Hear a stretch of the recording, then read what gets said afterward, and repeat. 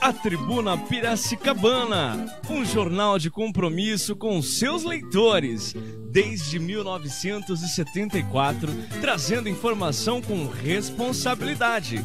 Assine o jornal A Tribuna Piracicabana, com entrega do exemplar impresso de terça a sábado, ou receba gratuitamente pelo WhatsApp 19997870969. Confira o site do jornal A Tribuna Piracicabana, www.atribunapiracicabana.com.br. A Tribuna Piracicabana. Está no ar a sua música. Alô, quem fala? Alô, aqui é o Joaquim. Oi, Joaquim, que música você quer ouvir? Eu queria ouvir uma música bem romântica. Opa, animado, hein? É que estamos comemorando aniversário de casamento. Meus parabéns. Então, música para os pombinhos, porque o amor está no ar. Para ouvir e amar. Rádio é só ligar. Uma campanha aberta. CCC Piazza, CCC Piazza. Vai pintar? A CCC Piazza é o seu lugar. Tudo em tintas, complementos e acessórios para pintura, sempre com muita variedade de marcas e produtos, atendimento especializado e ótimos preços. CCC Piazza, Rua Benjamin Constant, 1797, no centro de Piracicaba, com estacionamento próprio. Telefone 19 3437 5050. CCC Piazza. O programa a seguir é uma produção independente e com conteúdo de seus idealizadores. Qualquer manifestação neles expressas não são de responsabilidade de nossas plataformas. Portal Nova 15, rádio, notícias e TV. A melhor rádio, na melhor estação. Nova 15, a sua rádio TV. Minha força não é bruta, não sofrerá, nem sou puta, porque nem toda feiticeira é corcunda, nem toda brasileira é bunda. Meu peito não é de silicone, eu sou mais macho que muito homem. Nem toda feiticeira é corcunda. Bom dia, Piracicaba! Bom dia, telespectadores! Não esquece, antes de começar o programa, de nos seguir lá na www.nova15.com.br. Clica lá, tem todas as nossas redes sociais, tem o YouTube, também tem o meu YouTube pessoal, Aline Presoto. Vai lá, dá um like, ativa o sininho e nós contamos com vocês lá nas redes sociais. Eu sou a Aline Presoto, apresentadora, aquariana, MBA em gestão empresarial, jornalista, mãe, dona de casa, descendente de italianos, amo esportes, amo Piracicaba, amo mais ainda estar com vocês aqui neste sábado. E eu quero dar voz a você que me ouve. Quero levantar temas, às vezes, que a sociedade nem sempre aborda. Quero brigar as lutas de quem nos ouve. E quem nós representamos aqui neste microfone. É para todas as pessoas que precisam de uma palavra amiga que estamos aqui neste sábado. Trago convidadas empoderadas. Essa palavra está muito na moda, mas eu gosto muito antes de estar na moda. Guerreiras e que vão nos ajudar com o nosso tema e com as suas opiniões. Adriana Maciel, Dri Maciel no Insta, né? Blogueira. Fala um pouquinho sobre você, Dri. Bom dia! Bom dia, pessoal. Bom dia. Muito obrigada pelo convite. É um prazer estar aqui. E, na verdade, o tema foi... Eu digo que ciclos, eles precisam ser fechados, né? E eu acredito que hoje, exatamente, era um dia de fechar um ciclo na minha vida. Claro que era um ciclo de dor, dizer que não, ou qualquer coisa que fosse longe disso. Mas eu achei a data muito... Achei muito específica para o tema. Hoje, na verdade, é aniversário de morte dos meus pais. Muitas pessoas já conhecem a história. E quando você diz o tema é transformando o luto em luta. E o que foi a transformação para mim de luta? Foi superação mesmo, foi sobrevivência. Eu que já tinha uma formação em direito, já atuava na área, inclusive. Foi tudo muito rápido e minha vida mudou tudo muito de repente. No ano passado eu disputei, né, a candidatura a vereadora. Eu tinha um projeto que era uma DDM 24 horas, que era um comprometimento com o ex-prefeito. Infelizmente, ele não foi eleito, mas o projeto continua. Sim. Então, eu acredito que é aquilo que você falou, o que você passa e quais são realmente as coisas que nos movem, que nos impulsionam, e o que te faz levar a fazer algumas coisas. Sempre tem um motivo. Eu tenho os meus, que de pessoais acabaram se tornando universal. Entendi. Ai, um prazer te receber aqui hoje, Muito nessa obrigada, manhã. muito obrigada. E a Mari, servidora federal. Fala um pouquinho de você. Bom dia, Mari. Bom dia, Obrigada Aline. por estar aqui conosco. Bom dia, eu que agradeço o convite e gostei do tema, né? Achei o tema bem relevante também. Bom, vou fazer a minha pequena bio, né? Claro. Como a Aline já disse, eu sou servidora da Justiça Federal aqui em Piracicaba, trabalho com direito previdenciário, que é uma matéria que infelizmente também muitas vezes se relaciona com o luto, por conta dos benefícios de pensão por morte, enfim, né? Mas eu não estou aqui para falar sobre o meu trabalho e acho que também não me defino muito por conta do meu trabalho. Eu sou capricorniana, como você falou, aquariana, eu sou capricorniana, sou motociclista. Olha só! Sou filósofa aprendiz, né? A filosofia tem me ajudado muito, inclusive com essas questões relacionadas ao luto, né? E estou aqui hoje também porque esse tema é um tema que sempre me chamou atenção por conta de ser considerado tabu e me assustou por um bom tempo, mas graças ao estudo e à perseverança, à psicologia, à filosofia e ao espiritismo, eu consegui lidar bastante com essa questão e hoje já consigo transformar esse assunto que antes era considerado tabu para mim também, em uma coisa mais leve, uma coisa mais natural de ser dita, né? Porque a morte é a única certeza que a gente tem na vida, né? É a única certeza. É verdade. Não sabemos o que vai acontecer entre o dia que a gente nasce e o dia que a gente morre, mas sabemos que se nascemos, vamos morrer. E ao mesmo tempo é um assunto que é delicado, as pessoas não gostam de falar, as pessoas não gostam de enfrentar o tema da morte, né? E por consequência o luto, que é o que vem depois. Mas é um tema que eu acho que tem que ser trabalhado com leveza, né? Tem que ser trabalhado com naturalidade, porque é uma coisa que, se a gente não partir antes de todos os nossos entes queridos, nós vamos ter que passar por isso. É verdade. Então eu adorei, né, o seu convite para vir falar sobre esse tema, porque agora, mais do que nunca, né, depois dessa pandemia, eu acho que é um tema muito relevante, tem muita gente precisando de um incentivo para se sentir à vontade para falar sobre o luto. Então, muito obrigada novamente pelo convite. O prazer é nosso receber vocês duas aqui. Então, vamos ao nosso tema. Como transformar o luto em luta. Luto vem do latim luctus, que designa dor, pesar, aflição, lamentar, sofrer. Luta também tem sua origem no latim, lucta, e significa luta, pugna, esforço. O luto não se refere apenas à perda de uma pessoa querida. Também inauguramos um processo de luto quando perdemos nossos referenciais, sejam eles nossa cidade, nossa pátria, nosso trabalho, nosso corpo. Às vezes conhecemos de uma forma e passamos por um luto no decorrer dos anos da transformação dele, modificações, nossos vínculos mais variados e perdas que eles implicam também pode ser considerado um luto. Em 2020, em 2021, nós passamos muitos processos de luto. Algumas famílias viveram um luto maior nestes 2 anos por conta da pandemia e do que todos vivemos e sabemos. Lidarem com o processo emocional de vivenciar a ausência e o vazio causados por uma perda. Processo geralmente associado à angústia da perda de algum ente ou pessoa que morreu. Mas também vivenciamos, como já falei, outros tipos de luto. Existe um meio de lidar com o luto, menina, na visão de vocês? Vou começar pela Mari.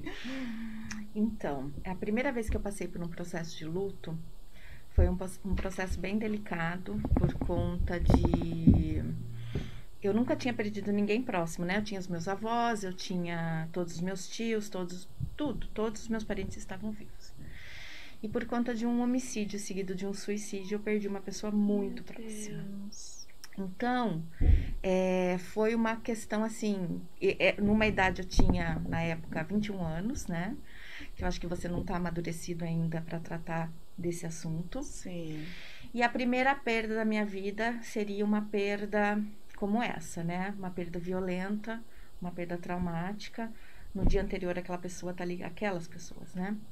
Estão ali com você e no dia seguinte já não estão mais. E por conta da vontade de uma pessoa de ir lá e tirar a vida de outro e depois tirar a vida dela própria.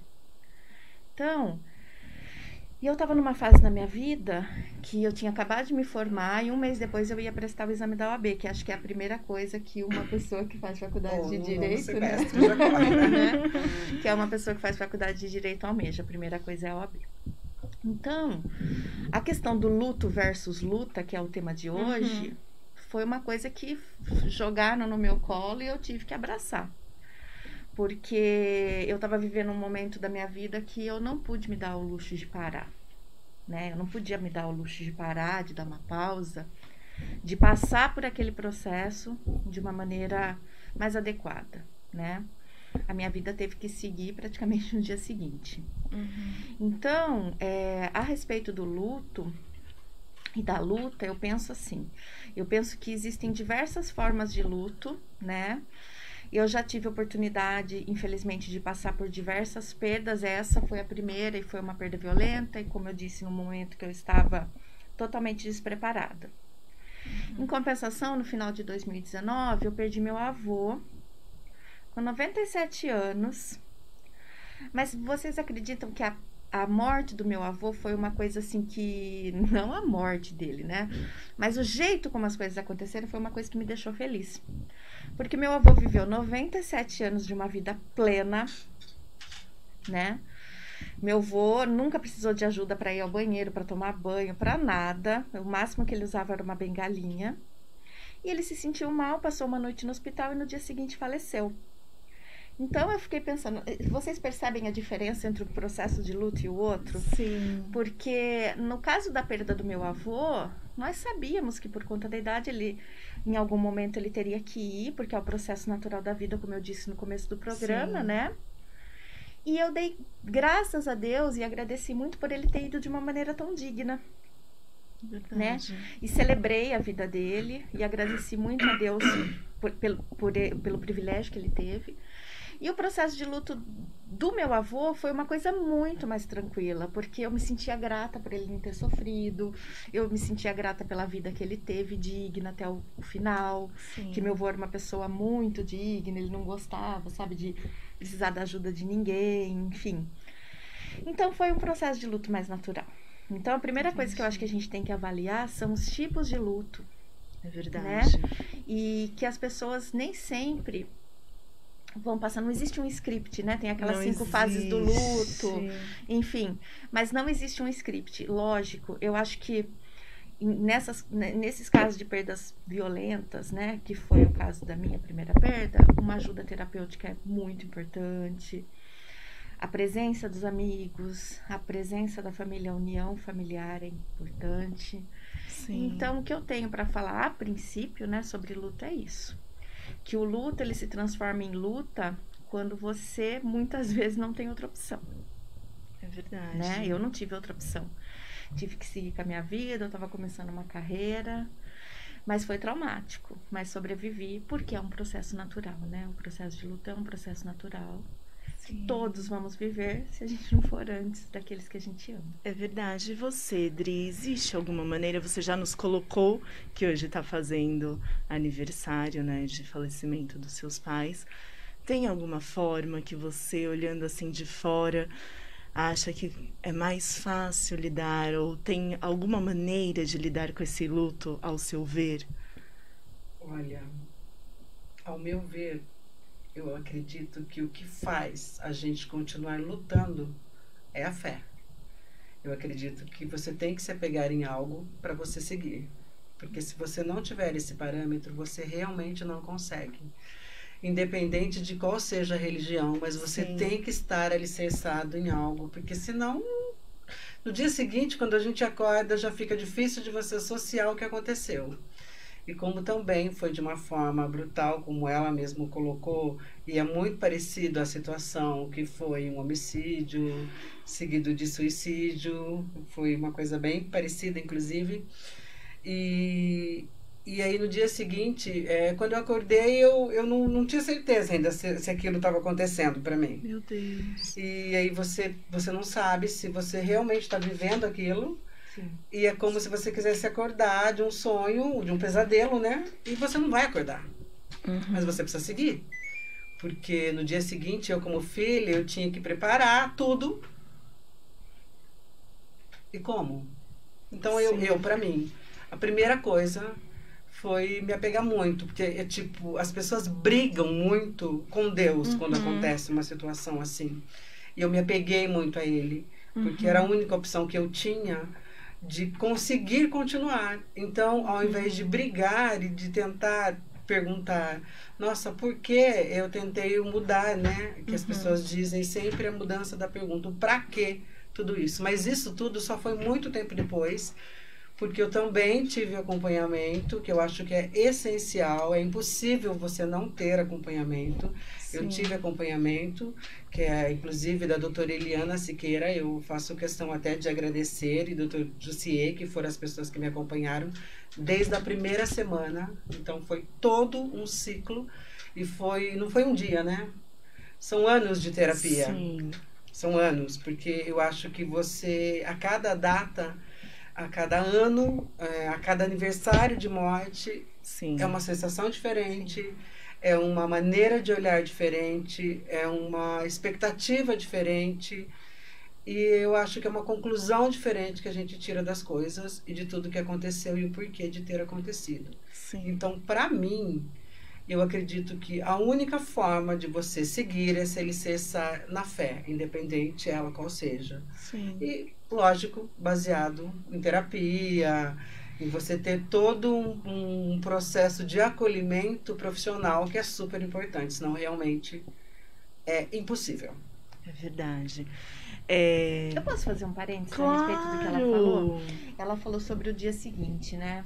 Eu acho que a pior sensação do processo de luto é aquela sensação de que é uma coisa irreversível, né? É uma coisa irreversível. Sim. Você olhar para aquela situação e saber que você nunca mais vai ouvir aquelas vozes, que você nunca mais vai ter aquele abraço, que você nunca mais vai sentir aquele cheiro, né? Sim. Então, eu acho que a questão mais... O foco ali do que tem que ser trabalhado com fé, né, quando ela falou, eu vou dizer religiosidade porque eu não consigo encontrar um outro termo agora, mas é a questão da fé mesmo, independente de religião. Sim. Né? Eu citei o espiritismo, mas tem tantas outras religiões que a gente poderia... O espiritismo, inclusive, nem é uma religião, né? Tantas outras religiões que a gente poderia citar que oferecem esse processo de acolhimento. E pra gente... Porque o importante é você lidar com aquele foco de que é uma situação irreversível. Sim. Eu acho que a partir do momento que você começa a trabalhar isso e aceitar que é uma situação irreversível, é que você consegue dar o primeiro passo para continuar. Isso demora, né? Nossa, demora. Isso demora muito. Eu falo que a dor de cada um e o processo de tempo de cada um é único, né? Demora. Eu vejo muito. você aqui emocionada. Não tem como. Sim. Cada ano foi o que eu falei. Se torna mais distante o último momento. É verdade. Sim.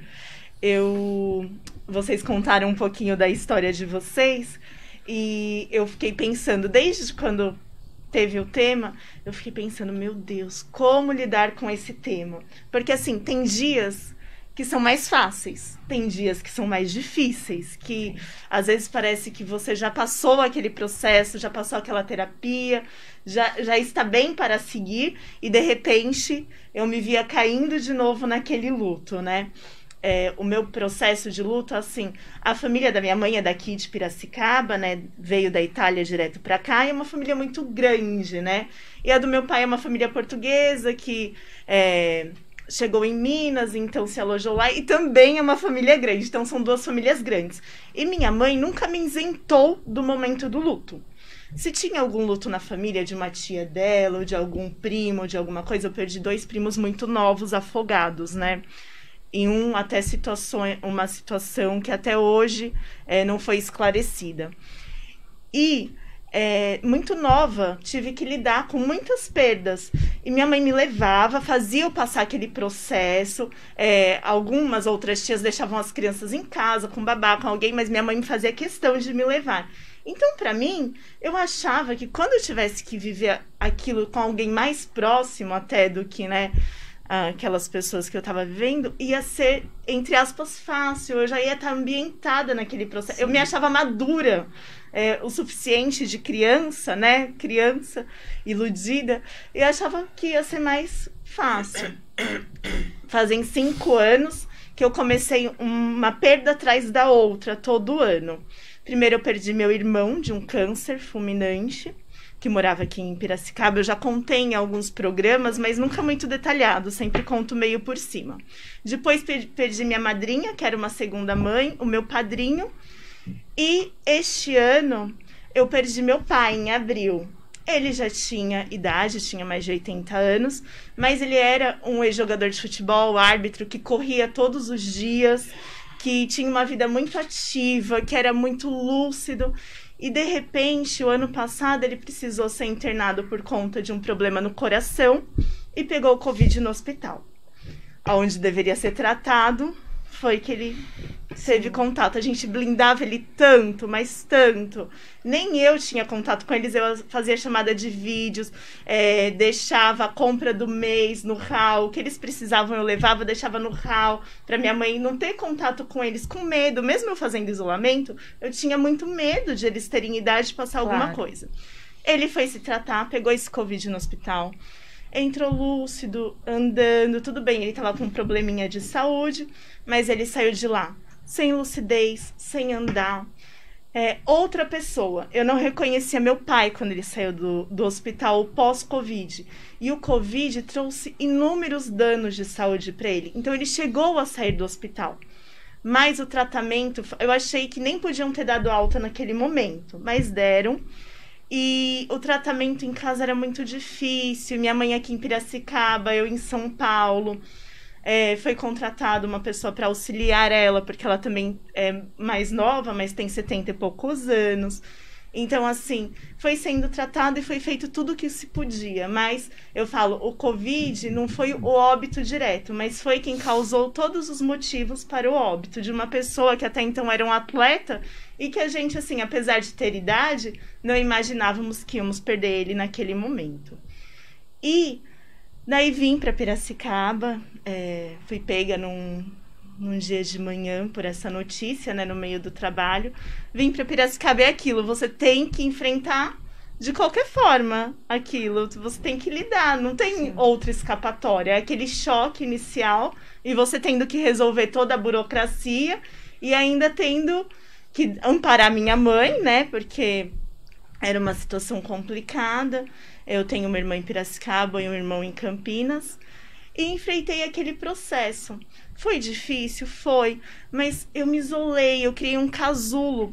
Eu não conseguia chorar a morte do meu pai. Sabe quando você não processa? Eu não processei aquilo.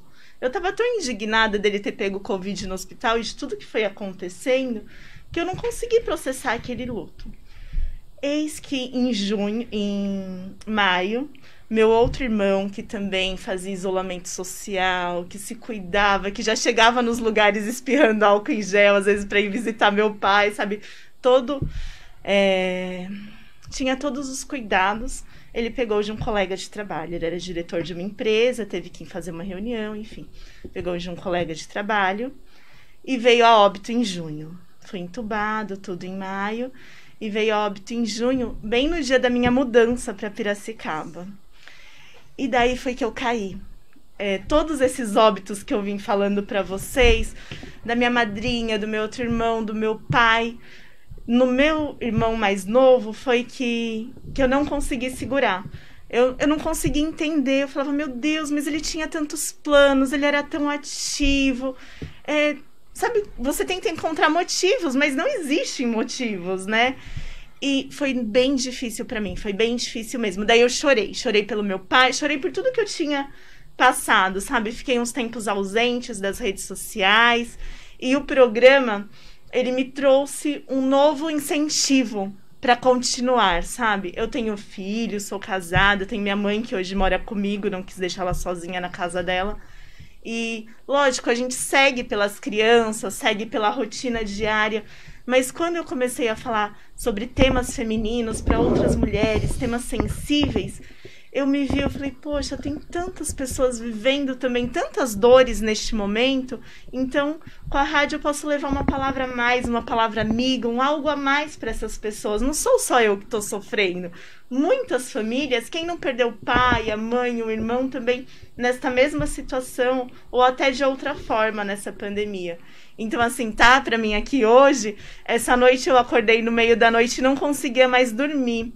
Eu até postei nos meus stories que eu acordei de madrugada e embalei hoje, porque gerou uma ansiedade o tema, né? Mas eu queria falar, eu queria levar esse momento de esperança, de que o luto também pode virar luta, de que é difícil, de que não tem um caminho, não tem um roteiro, como a Mari falou, mas é possível encontrar motivos para seguir e é preciso seguir, né, meninas?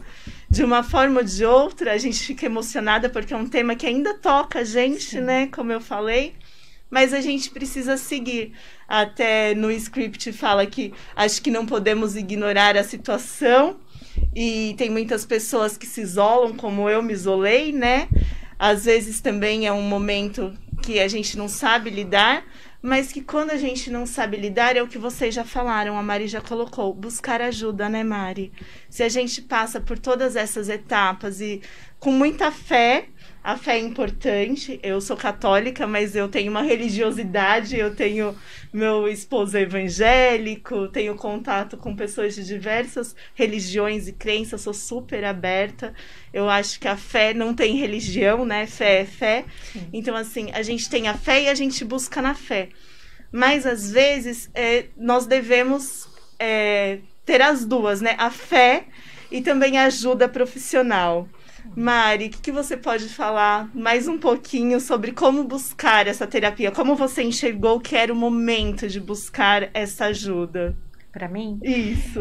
Então, Aline, por conta da questão que você falou do isolamento, né? Buscar ajuda é uma maneira, e até mesmo esse tipo de programa, esse tipo de compartilhamento, porque muitas pessoas não têm acesso à terapia. Infelizmente, sim, aqui no Brasil ainda é uma coisa cara, né? Exatamente. Não é para todos. Mas é imprescindível para a gente saber que certas coisas que a gente está sentindo é normal. Porque, por exemplo, quando você falou a respeito do isolamento, eu comecei a lembrar que todas essas perdas, porque depois eu tive depois desse processo, eu ainda perdi no mesmo ano um outro tio de um câncer, ele tinha 43 anos, imagina, eu tenho 46 hoje. Naquela época eu tinha 20 e pouco, não conseguia processar, sabe, o absurdo de uma pessoa morrer, sim, com 43 anos de câncer. E depois minha avó, que tinha perdido 2 filhos em um ano, acabou também sucumbindo e faleceu. Meu Deus. E então o que aconteceu? Isso daí, daí depois disso, só em 2010 que eu perdi meus 2 avós, 2 outros avós, e a minha madrinha, que também foi uma pessoa que morreu cedo e faleceu também por conta de um câncer, enfim. E quando você tem esse tipo de perda, que nem eu tive da minha madrinha, depois de um bom tempo, tal, você começa a sentir uma sensação de medo, né? Eu tive uma espécie de síndrome do pânico, que toda vez, por exemplo, eu não podia ver telefone tocando. Já me dava aquela palpitação. Ninguém podia me ligar, sabe? Assim, já me dava aquela palpitação. Interfone da minha casa tocando, então era terrível, porque eu acho que o meu inconsciente associou, sabe, assim, de tocar e logo depois ver uma notícia ruim. Então eu desenvolvi uma síndrome do pânico, compulsões, uma série de coisas.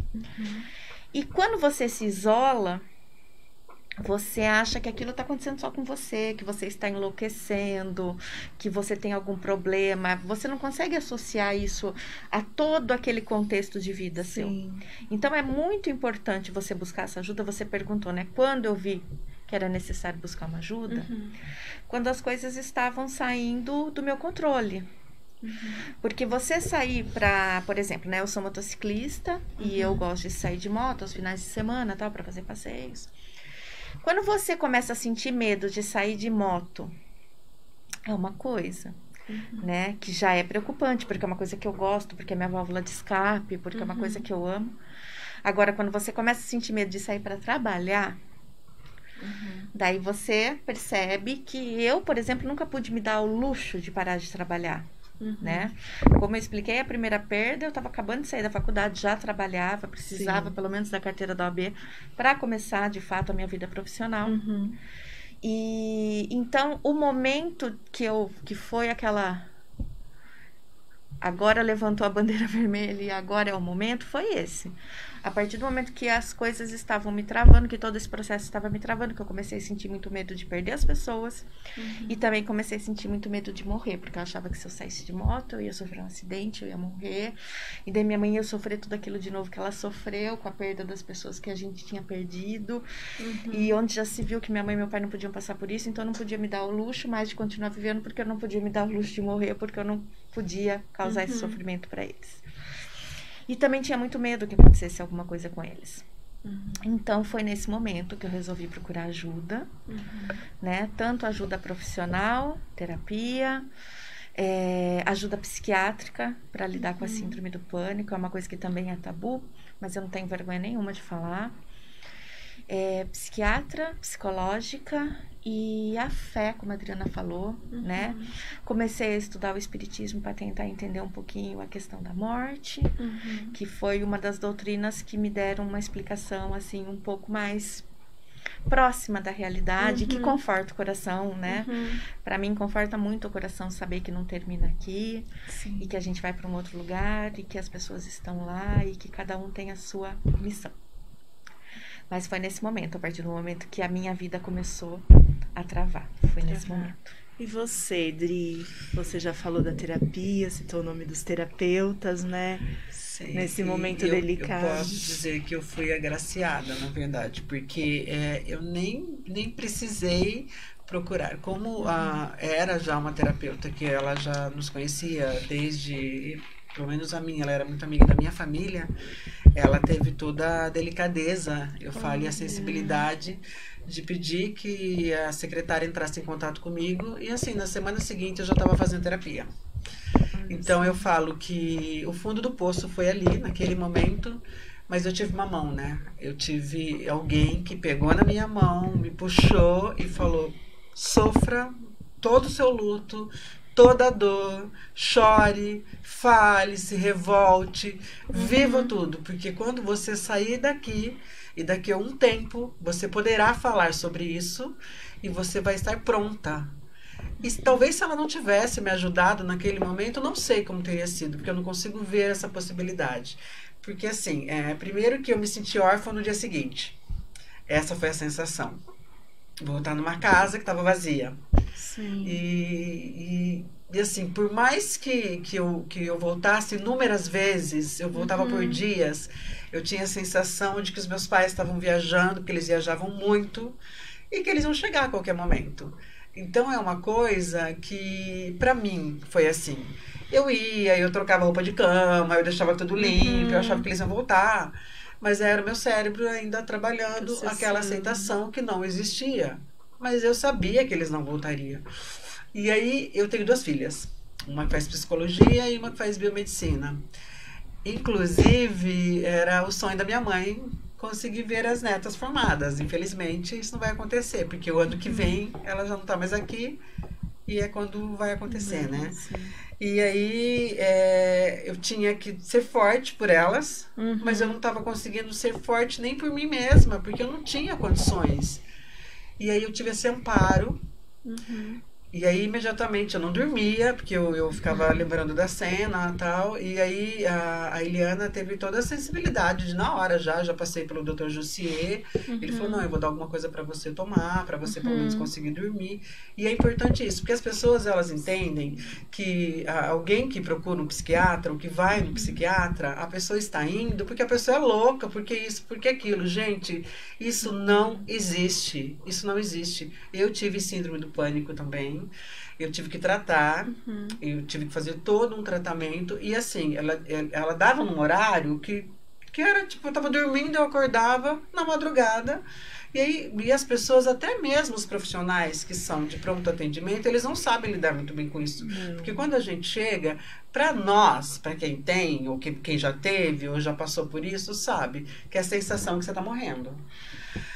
Eu tô morrendo, mas não é um morrendo que eu tô morrendo, eu tô com medo porque eu tô morrendo. Não, eu tô sufocada, Você já teve, você sabe o que eu tô falando. É uma sensação, parece que o seu coração tá batendo na garganta. É a pior sensação que pode existir. E pior ainda você chegar, desculpa te interromper, mas só para te dar um gancho para continuar.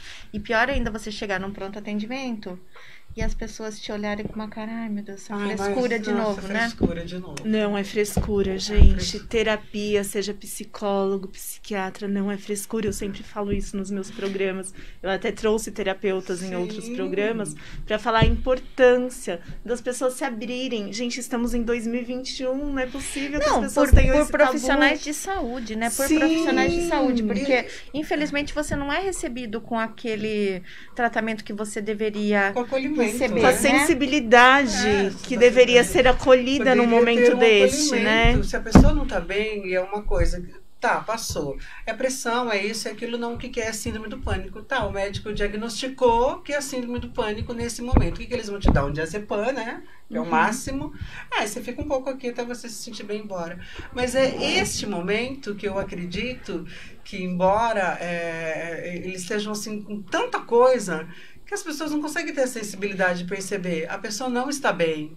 Mas ela não está bem porque alguma coisa desencadeou isso nela. Sim. Só que é você trocar de pele e se colocar no lugar do outro. Isso é a coisa mais difícil que existe. Que as pessoas não fazem a palavrinha da moda, empatia, as pessoas não sabem praticar. Empatia, é bonito, né? A empatia é se colocar no lugar do outro. Exatamente. Mas não é você pensar como se fosse você no lugar do outro. É você pensar como se você fosse o outro. Sim. Eu não vou pensar como se eu fosse Adriana. Não, eu vou tentar ser Adriana. Isso é bem diferente, né? Para você sentir. Parece que não tem diferença nenhuma, mas na prática tem muita diferença. Sim. Se coloca na vida dela como se você... Vamos trocar de vida um dia, né? Só para tentar sentir. Sim. Porque é tudo lindo ver depois de muito tempo, você ali, você já com um monte de outras conquistas, e ninguém sabe o que você passou. E tudo que aconteceu, porque eu falo que é um renascimento. Você tem que se reconstruir, você tem que o tempo inteiro. E hoje as pessoas dizem muito assim pra mim: nossa, você é assim, alegre, animado o tempo inteiro? Eu prefiro ser assim. Porque eu sofri, eu me permiti viver o luto. Graças a Deus eu tive uma profissional excelente, que ela esteve comigo o tempo inteiro. E assim, eu pude viver o meu luto da forma que eu tinha que viver. Então eu não fiquei com sequelas, não foi ficando aquelas coisinhas, sabe, que a gente vai levando pra debaixo do tapete e depois você não resolve. E aquilo acaba ficando você. Exatamente. Então isso não aconteceu comigo. E hoje, falar que não dói, dói. Lógico, eu procuro não ficar olhando muito.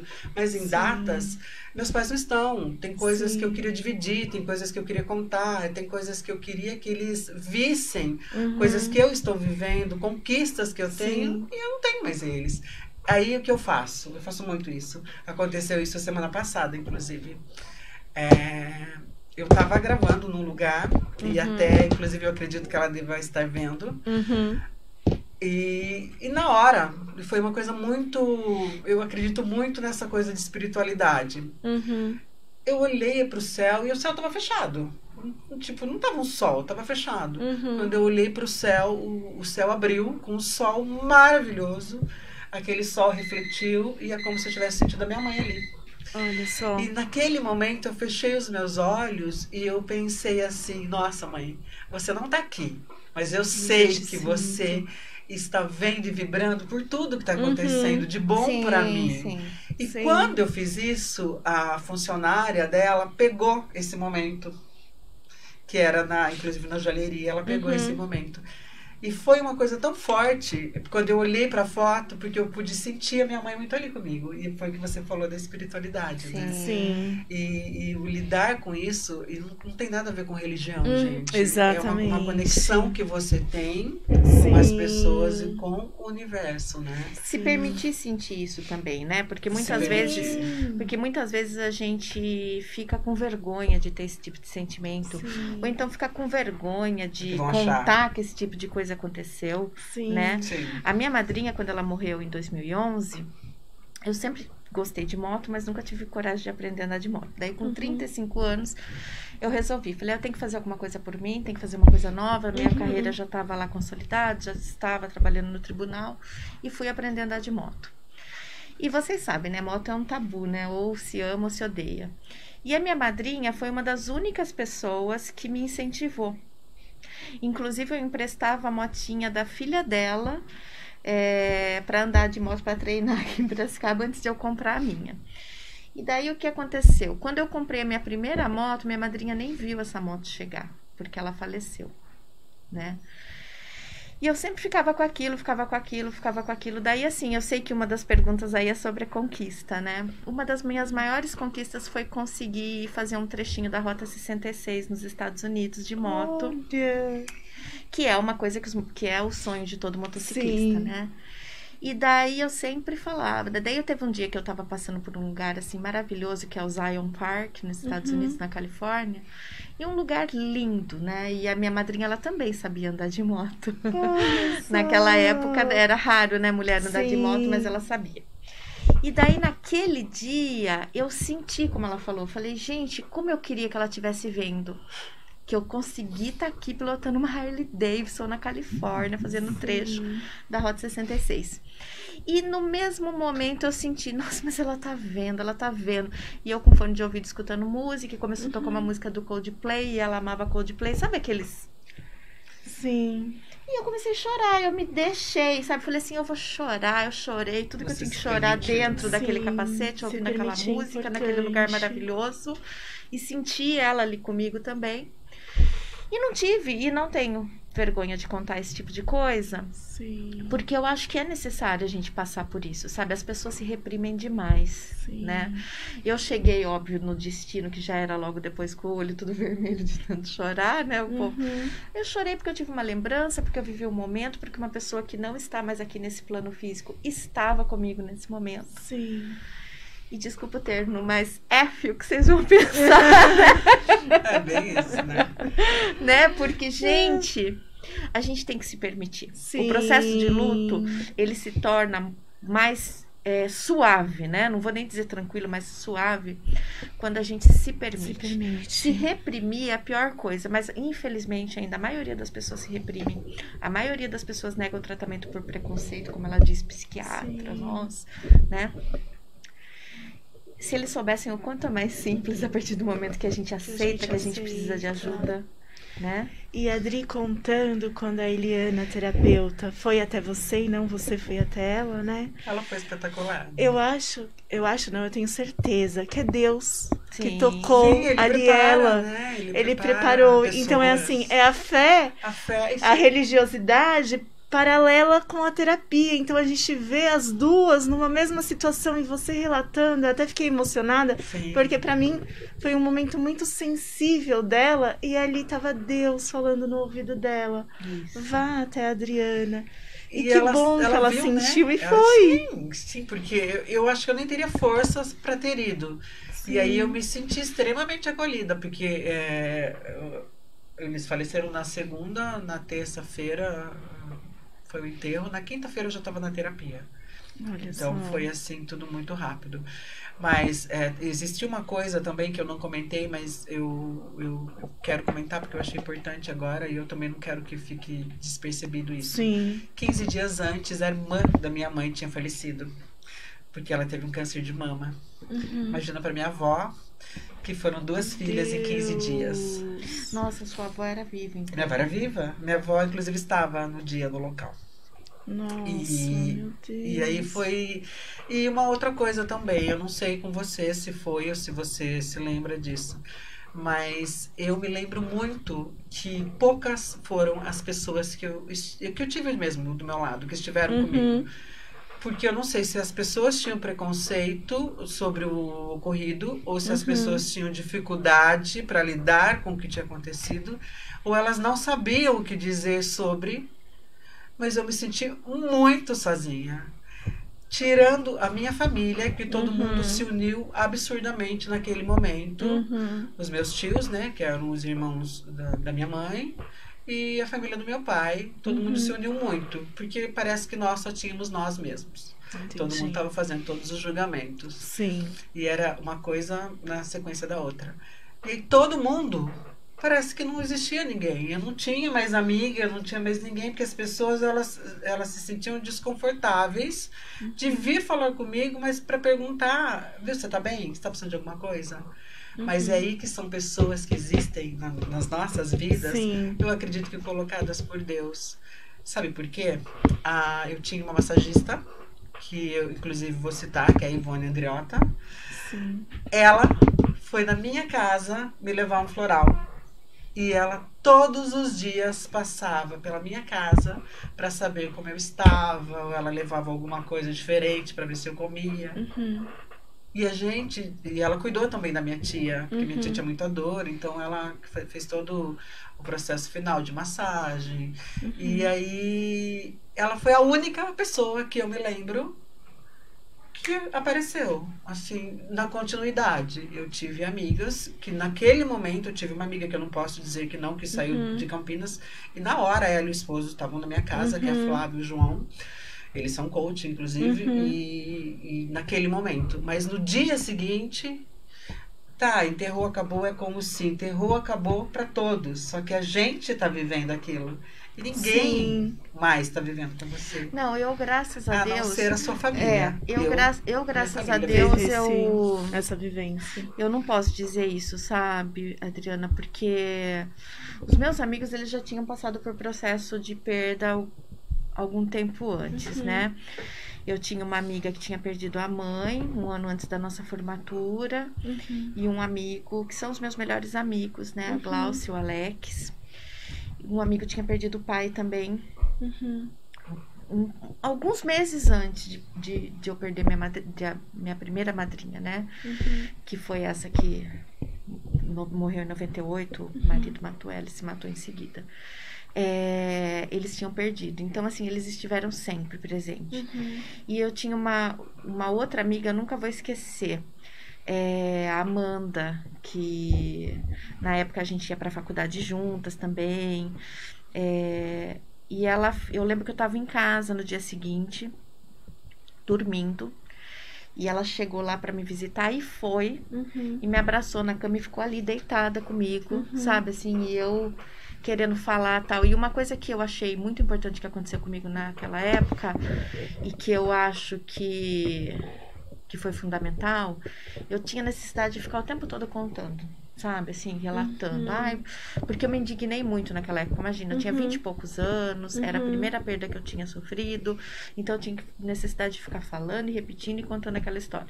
E os meus amigos tiveram muita paciência, viu? Principalmente o Alex. O Alex, a mãe dele, a Fátima.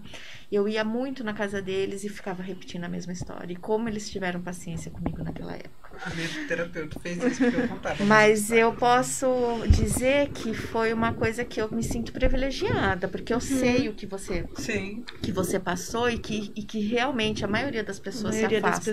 É que os meus amigos, graças a Deus, eu tenho poucos amigos, né? Eles continuam sendo meus amigos até hoje. Amigos de contato direto e íntimo. E eles são muito especiais. Eu sei o quanto eu sou privilegiada por isso. Na época eu não tive o privilégio de começar a fazer uma terapia. Eu comecei a fazer terapia anos depois, quando eu tive outras perdas. Daí desencadeou a síndrome do pânico, de ter medo de começar a perder tudo de novo, porque foi em um ano 3 pessoas, né? Igual você, várias. Então, uma perda que você tem já começa a desencadear aquela síndrome do pânico novamente. Então, naquela época, em 98, a questão da terapia ainda não era muito difundida. E eu não tive ajuda terapêutica em 98, mas eu tive ajuda dos meus amigos, que foi, assim, imprescindível. Que bom. Eu falo que cada luto é de uma forma, né? Cada perda ocorre de uma forma, que a gente tá falando muito do luto pela questão de morte, né? E são dores parecidas, né? Vivências até que vocês falaram, né? De morte, homicídio, suicídio, enfim, são inúmeras as formas de luto, e que uma teve, graças a Deus, os amigos e se sentiu acolhida, e a outra tiveram alguns amigos, mas se sentiu sozinha em algum momento. Eu também me sinto sozinha. Eu acho que as pessoas têm dificuldade, quem tá de fora, em lidar com o luto. Ai, mas o que eu vou falar?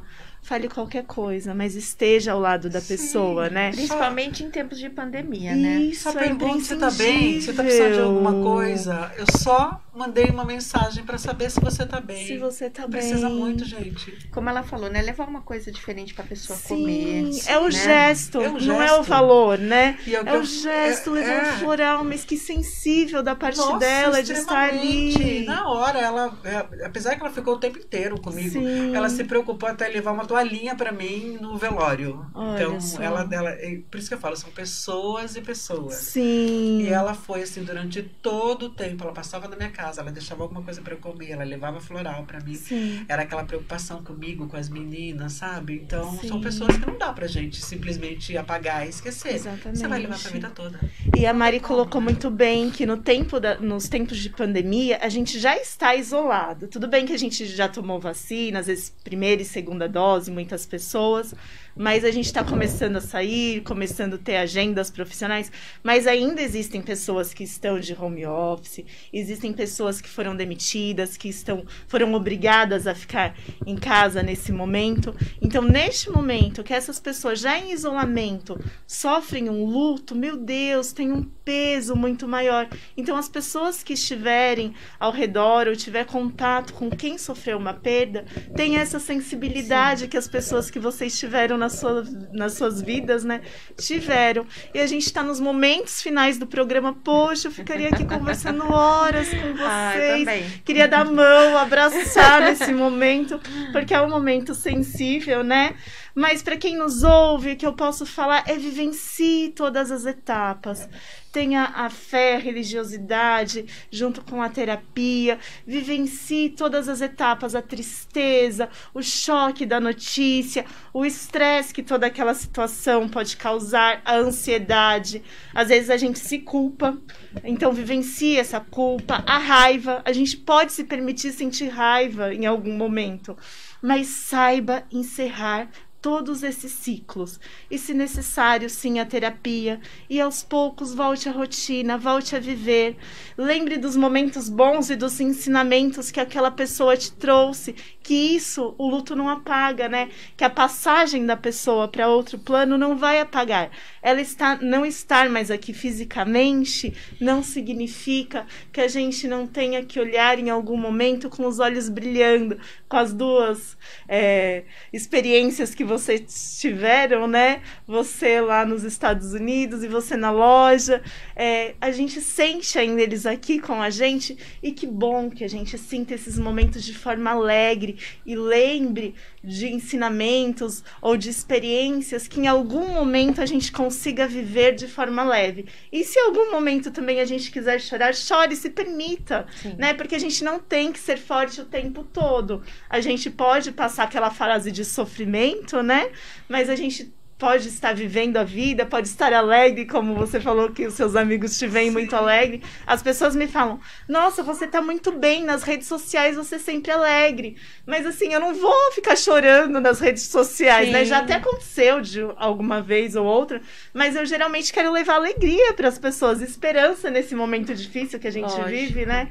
Mas eu me permito nos bastidores, às vezes, chorar, às vezes ficar mais tristinho. Então, se permitam viver todas as etapas, encerrá-las, volte à rotina, volte a viver, mas se permita também chorar anos depois, meses depois. Se permita vivenciar cada um dos ciclos. A gente não precisa ser forte o tempo todo, não é, meninas? Sim. Exatamente. A gente está chegando ao final do programa. Vocês vão ver que eu não... Triste. Gostaria, nossa, de realmente tomar o nosso café pra gente poder falar mais não só desse assunto, mas de outros assuntos, né? Vamos sofrer o luto da perda desse programa tão delicioso, Estamos né? sofrendo esse luto já que estamos nos minutos finais. Mas, Dri, dá os seus contatos, fala um pouquinho, uma mensagem final para quem nos ouve. Na verdade, eu vou deixar uma mensagem para as pessoas que eu acho que eu trago para minha vida. E quando as pessoas perguntam, você consegue? E muita gente me pergunta isso. Todo dia você tá feliz? Todo dia você tá rindo? Você tá todo dia com essa energia? Eu prefiro estar. Porque quando eu acordo, eu tenho duas opções. Ou eu me lembro de tudo que eu vivi, passei, e todo mundo tem dificuldades, problemas, preocupações. Ou eu penso, eu tô vivendo hoje. Amanhã eu não sei, eu nem sei se eu tô aqui amanhã. Mas e o hoje? Eu vou viver como? O que eu vou deixar se amanhã eu não mais estiver? O que vai ficar de mim? Qual é o legado que ficou da minha história? Quem é a Adriana? Sim. Quem foi a Adriana? Então, eu prefiro ser essa pessoa que por onde eu passo, eu levo alegria, eu faço com que as pessoas acabem voltando a acreditar em si mesmas. Sim. Porque se eu passei tudo que eu passei e eu tô aqui, e assim, gente, eu vou abrir um parênteses agora, tá? Rapidinho. O mundo digital. É para menininhas e tudo, mas me puxaram para o mundo digital, não fui eu que puxei o mundo para mim. E aí eu vi uma outra, sabe assim, um divisor de águas? Foi tudo diferente. Então foi um recomeço, mas foi um recomeço assim triunfante, glorioso. E eu falo que Deus ele preparou para mim com tanto carinho isso, mas foi um presente tão grande que tem dias que eu não tenho tempo e não tenho horário para poder fechar com as pessoas que me procuram, talvez porque eu levo essa energia, que é o que as pessoas querem.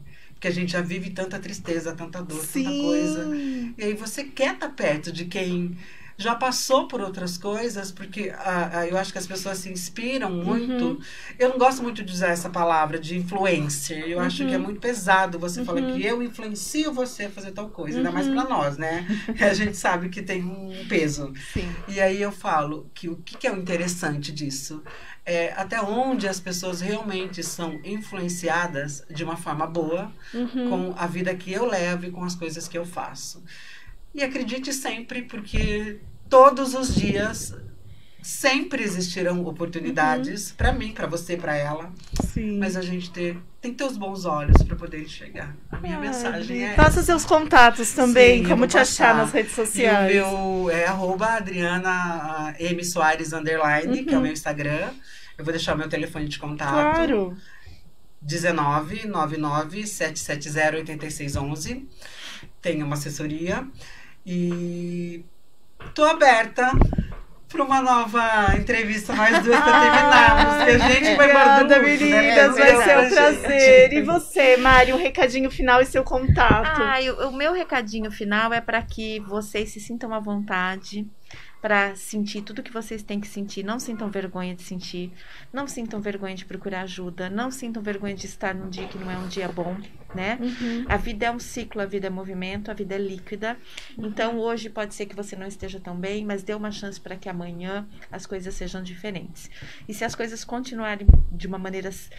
Amanhã não vai estar bem e depois não, procure ajuda. Não tenha vergonha. Vergonha é continuar sofrendo. Eu tô nas redes sociais, né, como Maris Bravati, mas o meu trabalho não tem nada a ver com as redes sociais, é apenas por diversão. Então eu vou tomar a liberdade de indicar a psicóloga, a Caroline Bartier, que inclusive é minha cunhada, uma ótima psicóloga, e ela trata bem esse tema do luto.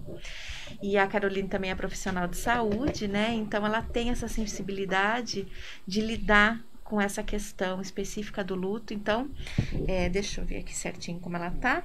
Psicóloga Caroline Bartier, para quem quiser, né, procurar ajuda. Eu tenho certeza que vocês não vão se arrepender. Quem puder ter essa oportunidade de fazer uma terapia, se tiver alguém assistindo o programa que esteja precisando de ajuda, podem procurar a Caroline, que eu tenho certeza que vocês não vão se arrepender. Ai, meninas, e obrigada por estarem aqui nesse sábado, nesse assunto sensível para nós, né? Mas para levar alguma esperança e falar para as pessoas que nos ouvem que é natural os processos, né? Passar por esses processos. Então eu desejo um bom sábado, que Deus esteja com todos vocês que nos ouvem, independente de religiosidade. E um bom sábado, um bom final de semana. E o nosso tchau, tchau. Eu quero deixar uma frase que eu falo muito nas minhas redes sociais, que cada um sabe a dor e a delícia de ser o que é. Então, fica aqui com essa frase. Um beijo e ótimo sábado a todos vocês. Toda brasileira é bunda, meu peito não é de silicone.